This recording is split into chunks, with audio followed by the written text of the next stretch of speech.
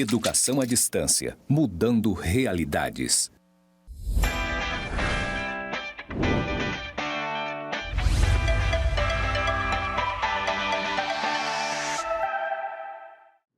Olá, meu querido, olá, minha querida, seja muito bem-vindo à nossa aula 2, a unidade 2 está começando agora. Professor Alberto Viana aqui mais uma vez com você. Hoje eu estou vestindo, olha aqui, ó, calça jeans escura, um terno cinza claro, né, a camisa social escura e o sapatênis preto ali para poder dar um tom sobre tom. Eu tenho 1,75 m, sou moreno, cabelo curto, cabelo baixinho ali, parece aquele cabelo de militar, né, tenho barba, tenho bigode, enfim, sou moreno e muitas pessoas aí me conhecem como Beto, como Alberto, enfim, mas estou aqui hoje para te passar a nossa unidade 2, onde nós vamos falar de mais teorias, querida, é isso mesmo, tá? Você que assistiu a unidade 1, ou se você não assistiu, vou falar para você que ainda não assistiu, volta lá, porque lá é a base, é onde nós estamos começando o conteúdo e onde você precisa prestar bastante atenção nesse conteúdo, porque as teorias que eu vou passar daqui para frente, elas são teorias que vão trazer uma nova perspectiva baseada nas teorias que eu falei na unidade 1, tá bom? Então se liga, se acomoda na sua poltrona, na sua cadeira, onde quer que você esteja, mas presta bastante atenção nesse nosso conteúdo, porque eu vou colocar o próximo slide para você começar a entender como é que vai ser trabalhado todo esse conteúdo da unidade 2. Vamos lá? Pois bem, temos aqui então o nosso slide 2. Lembra que eu falei na unidade 1, tá? Que sempre, tá? No início aqui nós vamos deixar destacado, tá? Destacado aqui em negrito, né? Quais as teorias que nós vamos trabalhar, tá? Nós já trabalhamos aqui na linha do tempo e hoje nessa unidade 2 vamos trabalhar a teoria das relações humanas, a estruturalista e também a teoria geral dos sistemas. Professor do céu, qual é o objetivo então? Esses nomes difíceis dessas teorias aí é que ao final desta unidade você conheça aí, né, a teoria das relações humanas, né, e a sua importância neste processo. Gente, relações humanas é tudo hoje em dia, tá bom? Não só no meio social, mas como no meio profissional principalmente. Entender aí, ó, a relação entre o todo das organizações e também entender o objetivo de se estruturar uma organização por meio dessa teoria que é estruturalista e ainda compreender o funcionamento de uma organização por meio da teoria geral de sistemas. São nomes, né, grandes nessas teorias que estamos aí vendo nessa unidade 2, mas você vai começar a compreender que elas fazem menção às teorias que nós falamos na unidade 1, que é a teoria científica, a teoria clássica e também a teoria burocrática. Entenda que ao longo desse processo organizacional, nenhuma teoria veio para corrigir a anterior, mas ela veio para complementar alguma área que tenha sido esquecida naquele pensamento do teórico naquela época. O avanço, né, das organizações como um todo. Então isso tudo foi começando a ser trabalhado de uma forma, né, muito prática, muito clara, e é lógico, por meio da ciência, por meio de experimentos, e essas teorias ao longo dos anos elas foram melhorando e novas foram sendo criadas para poder complementar a área que não tinha sido complementada pela anterior, tá bom? E aí aqui, ó, a contextualização, né, nós falamos lá na unidade 1 que a teoria científica, a ênfase era nas tarefas, né, por meio do estudo de tempos e movimentos. A teoria clássica, a ênfase era na estrutura, ou seja, as funções do administrador. E a teoria burocrática, a ênfase era no modelo racional da administração, tá? Mas, professor, olha só essa pergunta aqui, ó. Onde está o trabalhador, tá? Ó, pensando nessas três aqui que nós falamos na unidade 1, onde está o trabalhador? Veja bem aí, ó, como pessoa humana. Olharam em algum momento para o trabalhador, opa, não, ali tem um trabalhador, mas aquele trabalhador ele tem família, aquele trabalhador ele tem sonhos, aquele trabalhador ele tem problemas. Olharam em algum momento? Não. E aí vieram os teóricos, os próximos, como eu falei para vocês, complementaram as teorias anteriores, abordando ou abarcando uma outra área que não tinha sido complementada nas teorias passadas. Por isso que nós começamos aqui hoje com a escola ou teoria das relações humanas, ou seja, o pensamento nos trabalhadores como pessoas, tá bom? E não somente como operários. Lembra lá, ó, operários. Vou colocar aqui, mas você sabe que eu estou escrevendo, deu para entender, né? Ó. Teve relação aí, ó, com as demandas sociais, políticas e econômicas. Claro, né? Olha aqui, ó, os movimentos sindicais, né, as guerras, tá? E principalmente as inovações tecnológicas. Professor do céu. Então quer dizer que naquela época o trabalhador ele não era considerado como pessoa, não. Ele era apenas um operário que estava sendo pago para executar a sua função, o seu trabalho ali dentro das indústrias, tá? Dentro das organizações, não só indústrias, né? Mas principalmente nas indústrias. Então ele não era visto como alguém que tinha desejos, problemas, né, que tinha sonhos, objetivos e tudo mais. Está ali para trabalhar, é o homo econômicos, ele trabalha por dinheiro. Então se eu estou pagando, ele trabalha e está tudo certo. Não era bem assim. Ao longo do tempo, né, os autores começaram a perceber que a pessoa humana precisava ser analisada de uma forma diferente em relação às organizações, tá bom? E olha aqui, ó, e essa escola, né, das relações humanas lá, em 1924, né, foi criada ali por Elton Mayo e sua equipe, deram início aí à experiência Hawthorne. Hawthorne era uma fábrica, tá, que ficava lá, né, a fábrica em Hawthorne, lá, e essa fábrica tinha os operários, e Elton Mayo começou a sua experiência lá, todo um estudo, né. Quando os operários, né, se sentiam importantes, ele percebeu no estudo dele, que eles valorizavam a atenção recebida pela chefia, né? E é claro, olha só aqui, ó, desejo lá do Taylor, a produção aumentava. Mas Taylor pensava nisso? Não, mas Elton Mayo, por meio do seu estudo, pensou, né? Porque ele fez uma pesquisa dentro dessa fábrica em Hawthorne, e percebeu que a partir do momento que os operários se sentiam importantes, né, valorizavam a atenção recebida pela chefia, é claro, a produção aumentava. Se a produção aumentava, a indústria ganhava? Ganhava. O consumidor ganhava? Ganhava. O trabalhador ganhava? Ganhava, porque ele se sentia bem. Ele se sentia bem tratado e não só como mais um recurso, né? Opa, estou te pagando aqui, você faz o seu trabalho e vai embora. Não. Ele recebia atenção como pessoa humana e, a partir do momento, né, a sua produção aumentava. É igual eu, é igual você, lá na organização onde você trabalha, seja ela pública ou privada. Quem é seu chefe? Quem são as pessoas que trabalham com você? Elas te dão atenção? Elas te tratam como pessoa? A partir do momento que você se sente bem acolhido no seu ambiente de trabalho, você produz mais e melhor. E uma vez que você produz mais, você traz mais resultados e melhores para as organizações como um todo. Coloca aqui na tela de novo. Quando, ao contrário, né, ó, se sentiam ameaçados, né, pelas mudanças. E aí, uma vez que ele se sente ameaçado, havia o quê? Sempre que tinha qualquer mudança, qualquer coisa, resistência, tá? Imposição de ritmo próprio na produção. Opa, não, ó. Nós estamos sendo maltratados, dá uma parada aí nessa produção, vai lento. Nós que vamos determinar esse ritmo aqui. Ah, eles querem produzir 1.000, nós só vamos produzir 600, tá? Vamos dar uma lentidão aí, vamos botar uma pressão. E é claro, existia também a questão da proteção de grupos informais. Professor, existe informalidade nas organizações? Claro que existe. E essa informalidade se dá exatamente por conta das relações humanas entre as pessoas. Tá?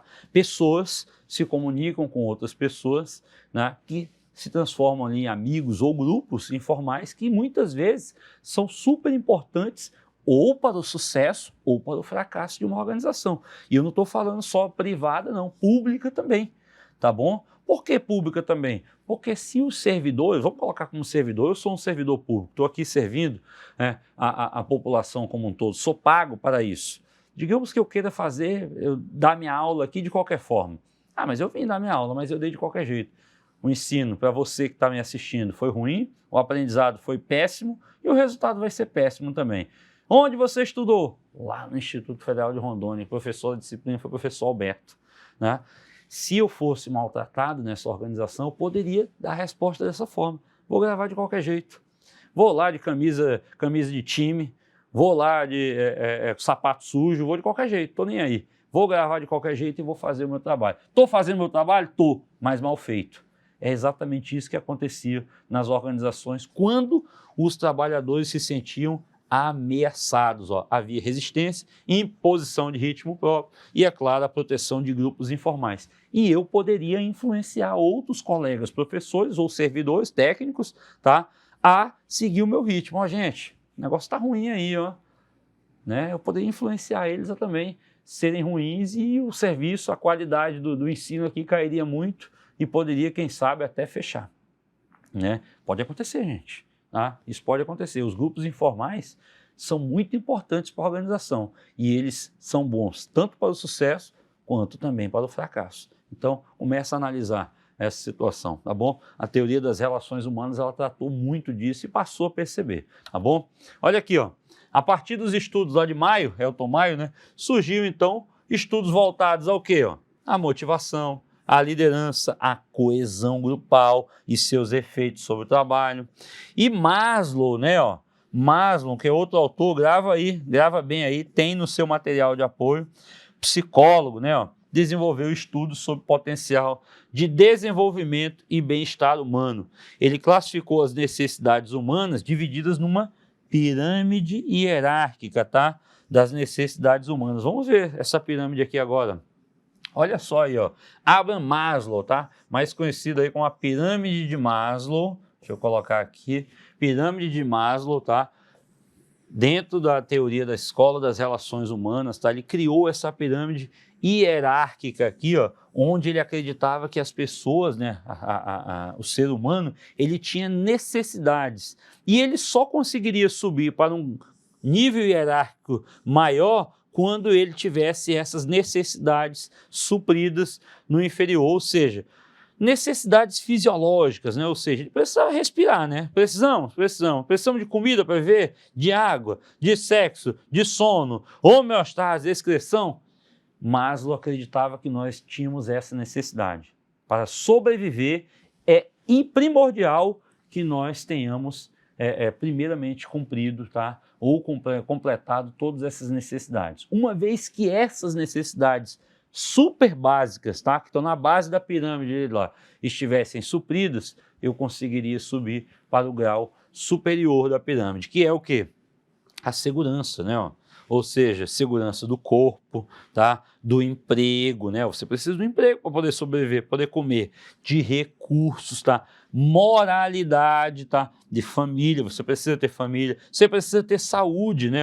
E também da propriedade. Opa, professor, então, uma vez que eu tenho as fisiológicas cumpridas, eu posso subir para a segurança? Pode, agora eu vou suprir uma outra necessidade, que é a de amor e relacionamento. Amizade, família, intimidade sexual, tudo isso são coisas básicas na vida do ser humano. Mas, não, você vai namorar passando fome? Não.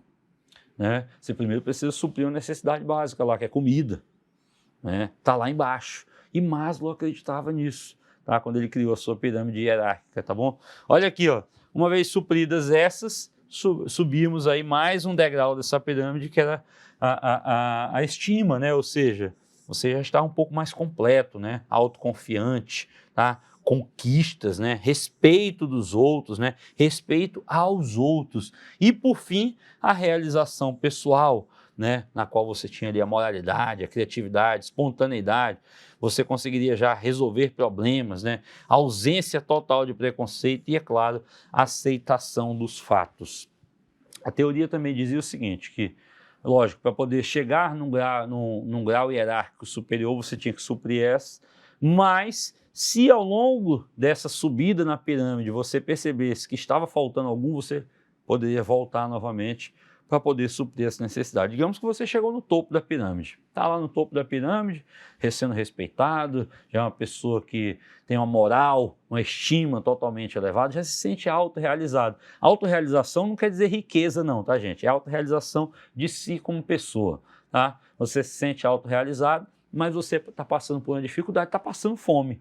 Tu vai conseguir se sentir autorrealizado sem comer? Claro que não. Você volta aos níveis hierárquicos inferiores e começa a subir novamente até chegar no topo da pirâmide. Tem muito conteúdo aí no seu material de apoio.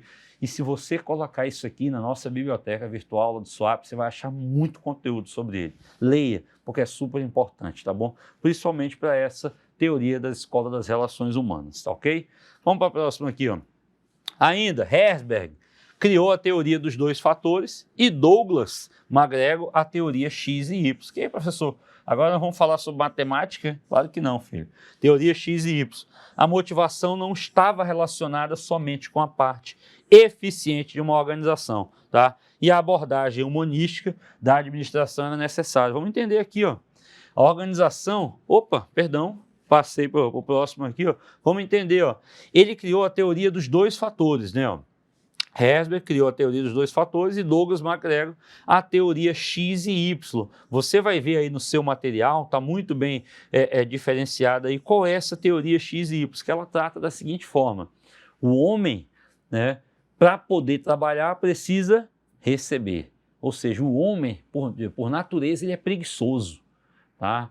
Né? Douglas MacGregor criou essa teoria, ele pensava da seguinte forma, o homem é preguiçoso, ele só trabalha se ele tiver recompensa. Mas na teoria Y ele dizia o seguinte, que não, o homem na verdade ele trabalha porque ele gosta de trabalhar e sabe que uma vez trabalhando ele terá recompensas por conta do seu trabalho. Então ele não tem preguiça, ele tem iniciativa. Olha só como são duas coisas totalmente diferentes. Trabalha para receber, ok, mas um trabalha porque é tipo obrigado, não, só vou trabalhar se eu receber. O outro trabalha sabendo que vai receber, tá? Porque é fruto do seu trabalho. São teorias que estão muito bem especificadas, tem inclusive uma tabela aí no seu material mostrando exatamente como é que elas funcionam, tá bom? E é claro que a motivação não estava relacionada somente com a parte eficiente de uma organização, tá bom? Eu não preciso pensar somente nos processos, eu preciso pensar também nos resultados. Tá? E esses resultados eles podem trazer, tá, situações desagradáveis ou também situações totalmente satisfatórias que elevam a motivação da pessoa humana como um todo. Tem muito conteúdo aí, você precisa analisar com muita calma. Aqui é básico, aqui eu estou trabalhando com você de uma forma de alguns tópicos para você poder realmente, se eu li o material e não entendi, o professor vai falar. E muitas vezes eu vou tratar aqui dos principais tópicos para você. E é claro, a abordagem humanística da administração, que a administração não era vista somente como uma empresa que funciona lá como uma como é que é o nome daquilo, meu Deus do céu? Falhou aqui a memória agora, mas não é só vista como uma máquina, tá? Que tem rolamentos, rolagens, lá, tudo isso tudo. Não é. A empresa precisa ter uma abordagem mais humanística. Lembra lá que na unidade 1 eu falei que as organizações são formadas por duas ou mais o quê? Pessoas. E as pessoas têm sentimentos, têm problemas, têm desejos, têm preocupações, têm sonhos e tem muita coisa. E isso precisa ser analisado. Isso era muito bem analisado aí pelas teorias aí, pela escola, né, das relações humanas, que trouxe muitos autores. Esses aqui foram só alguns que eu trouxe para você ter uma ideia de como funcionava. Tem mais aqui, ó. Ainda, a segunda teoria da unidade 2 aí, a teoria estruturalista, né?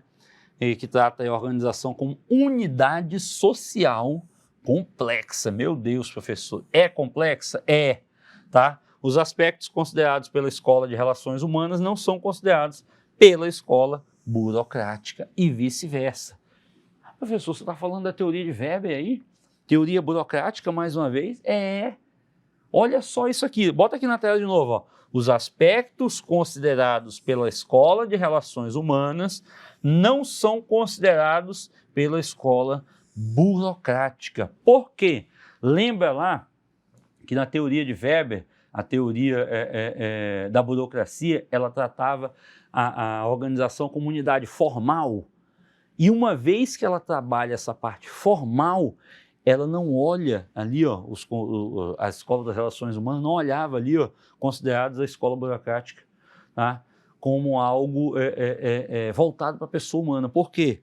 Na teoria da burocracia pensava somente na parte burocrática, regras, normas, regulamentos, a lei como um todo. Já na escola das relações humanas não, pensou-se na pessoa como um todo. Tá? Não se pensava na papelada, não se pensava nos processos, pensava-se nas pessoas, não excluindo, é claro, a parte burocrática. Mas uma não pensa na outra. Olha aqui, ó. Ou seja, não se viam as organizações somente com foco na operação, mas também em sua estrutura maior, normas e regulamentos e nas necessidades humanas dos operários. Surgiu, é claro, essa teoria estruturalista surgiu por meio da rigidez imposta pela teoria burocrática. Por quê? Começou-se a pensar no ser humano, mas também começou-se a pensar na estrutura. De que adianta eu ter ali toda uma organização formal, racional, com cargos definidos, funções e tudo mais, se eu não pensar na pessoa, mas se eu não pensar como esta pessoa vai estar encaixada dentro da estrutura organizacional? Começa a pensar nisso. Começa a colocar na sua cabeça, é mesmo, professor? Será que o governador vai nomear os seus secretários e estes seus assessores, funcionários como um todo abaixo dele? Como é que isso vai ser feito? Tá? Dá para colocar qualquer pessoa, dá para colocar uma pessoa desequilibrada num cargo que exige alguém com a formação ou que exige alguém com a capacidade de atender aquelas necessidades? Comece a pensar nas estruturas, mas também pensando na pessoa humana. Tá? Coloca na tela aí. Olha lá. Segundo Chiavenato, o pai da administração moderna, né? Chiavenato, é com o estruturalismo que ocorre a preocupação exclusiva, é claro, com as estruturas, em prejuízo de outros modos, para compreendermos a realidade em que o conceito de estrutura significa a análise interna de uma totalidade em seus elementos constitutivos, sua disposição e suas inter-relações, etc. Olha aqui, ó.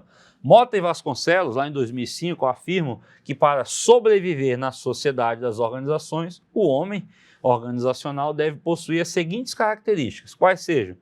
Ser flexível, né? Ó, resistente à frustração, capaz de adiar recompensas com desejo permanente de realização. Vamos comentar isso daqui, ó. Ser flexível. Dá para me ser hoje tão rígido com tudo? Sendo burocrático? Não, se a lei está falando que é isso que é para acontecer, é isso que é para fazer, é isso que eu vou fazer. Só que ao longo do tempo vão surgindo situações totalmente adversas àquilo que está escrito.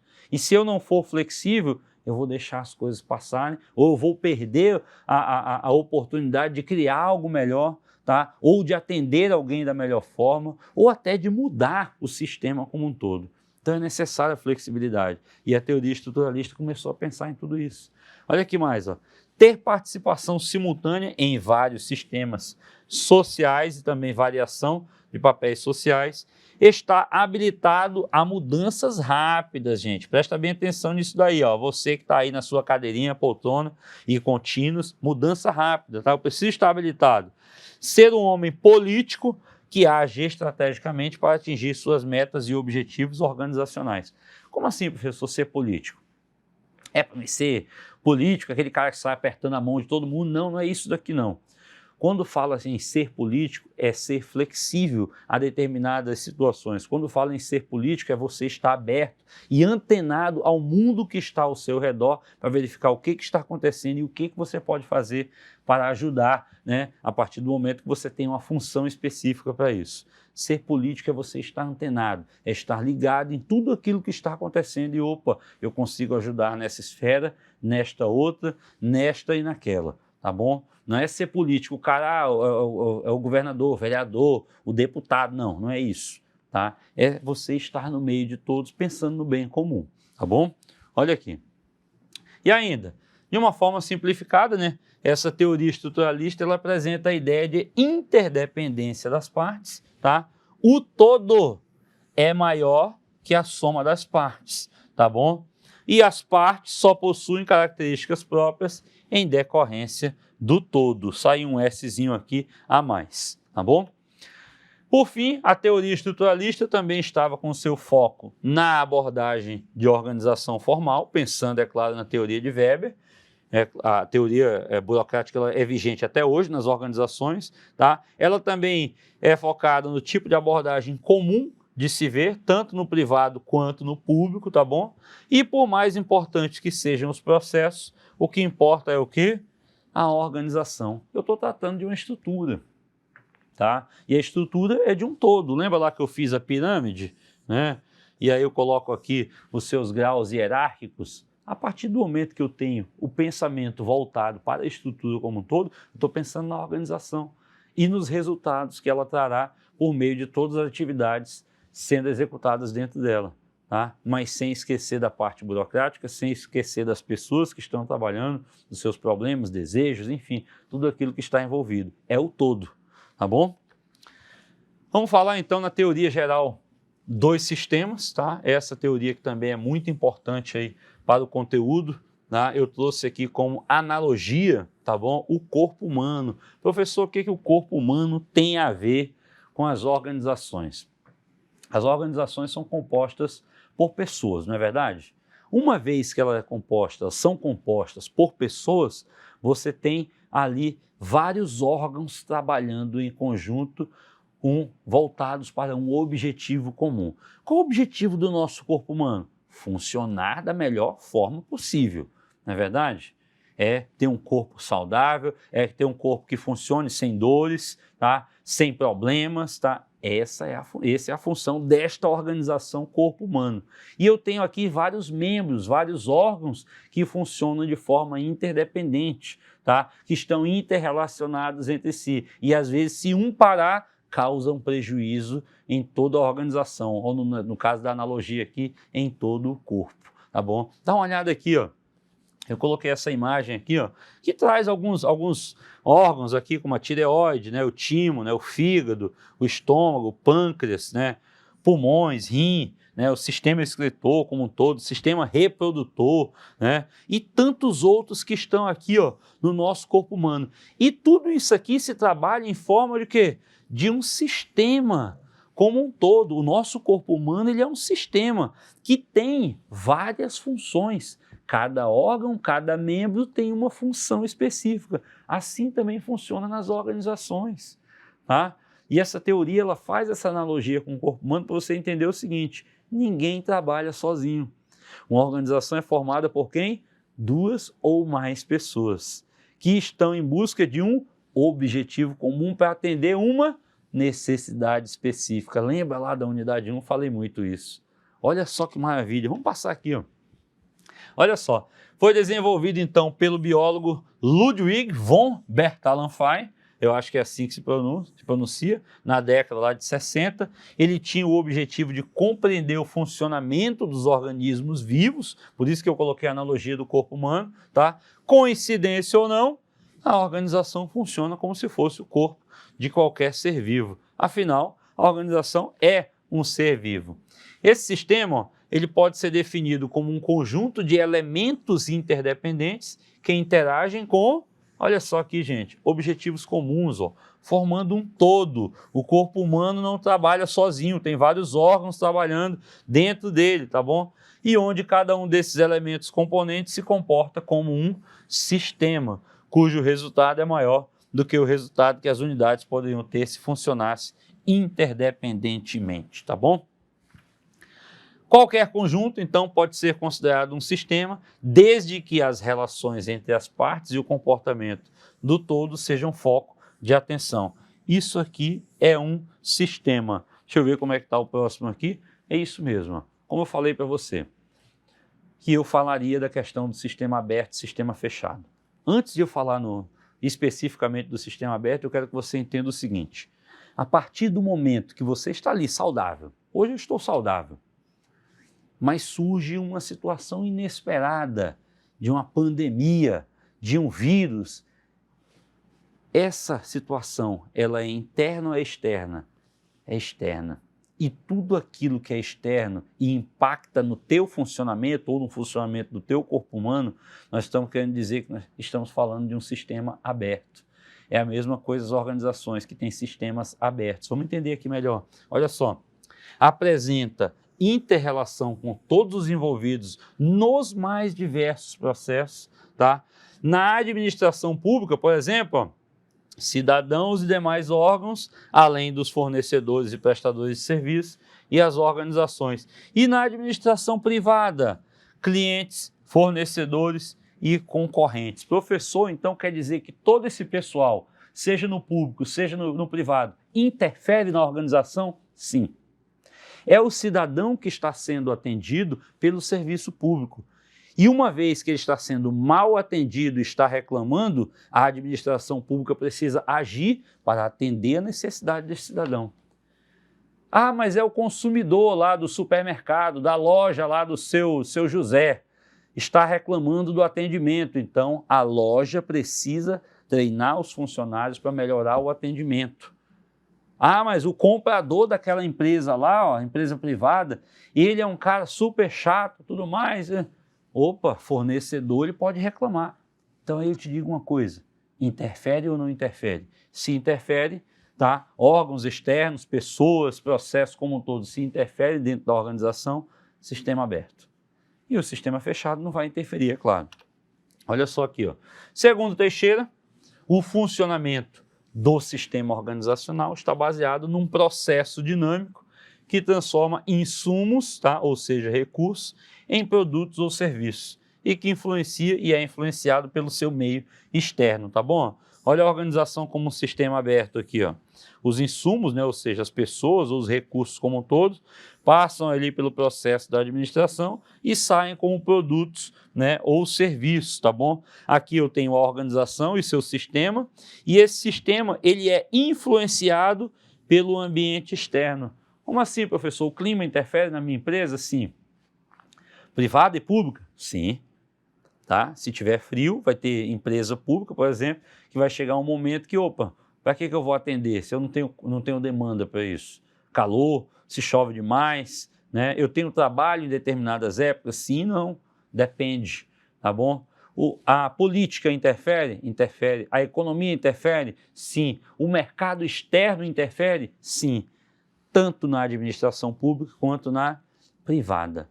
Sistema aberto. Tá bom? Funciona como um grande sistema, mas que é influenciado por todo o meio externo na qual está envolvido. É a mesma coisa no nosso corpo humano, tá? Se vem uma gripe, se vem um vírus, se vem uma doença, aí eu não tenho como controlar isso. Eu preciso tentar me proteger da melhor forma, mas ele vai interferir no meu dia a dia, no funcionamento do meu corpo como um todo, ok? Olha aqui, ó. Os componentes básicos aí da teoria geral do sistema. Entrada de insumos, né, ou seja, matéria-prima para iniciar o processo de fabricação ou elaboração de um produto ou serviço. O processamento, que é quem recebe as entradas ou insumos para começar o processo de modificação. E a saída de produtos, que é onde sai aí o produto ou serviço pronto para o consumo. Um quarto componente é conhecido como feedback, tá? Ou simplesmente o retorno da informação que pode fazer com que mude todo esse processo aqui, ó, de entrada de insumos, processamento e, é claro, a saída. Tá? Outros termos adotados aí na administração. A eficiência, né, que consiste em fazer algo bem feito, considerando todos os aspectos e sua tendência, apesar de não levar em conta se o que está sendo feito é realmente o que deveria ser feito. A eficácia, tá? Que consiste em fazer aquilo que efetivamente precisa ser feito, ou seja, implica a capacidade de determinar metas e medidas certas para alcançá-los. O objetivo aqui é o resultado, tá bom? Os subsistemas, que fazem referência a um sistema que esteja subordinado a outro, ou seja, faz referência à divisão de um sistema. A equifinalidade, né, que diz respeito a diferentes caminhos, né, que conduzem a um mesmo resultado, tá? Nem sempre o menor caminho é o melhor. A sinergia, tá? Em que o todo é maior do que a soma das partes, isto é, não é a parte que explica o todo, mas o todo que explica a parte. É a organização como um todo que é mais importante. Por fim, a teoria geral de sistemas, ela tem por objetivo analisar a natureza dos sistemas e a inter-relação entre eles em diferentes espaços, assim como a inter-relação de suas partes. Ela ainda analisa aí as leis fundamentais dos sistemas como um todo, tá bom? Para fechar, estamos chegando aqui na nossa linha do tempo, né? Falamos lá na unidade 1 dessas 3 teorias, tá? Teoria científica, clássica e burocrática, e hoje na unidade 2 falamos aqui da teoria das relações humanas, estruturalista e teoria geral dos sistemas. Meu querido, eu quero que você entenda uma coisa. É um conteúdo muito denso, um conteúdo muito grande, que eu trago aqui analogias para fazer você entendê-lo. Mas se você não lê o conteúdo, você não vai conseguir entender, tá bom? Você precisa analisar todo esse material que está aí no ambiente virtual de aprendizagem, ou, se ficar ainda dúvidas, procura as nossas referências bibliográficas na minha biblioteca lá no SWAP, tá bom? Quero finalizar essa aula aqui com você, te desejando aí bons estudos. Se você perdeu alguma coisa, volta lá na unidade 1, volta esse vídeo aqui, vai ler o conteúdo que eu tenho certeza que você vai entender, porque na próxima unidade nós vamos falar de mais teorias. Essa é a nossa disciplina. Eu te aguardo na próxima unidade.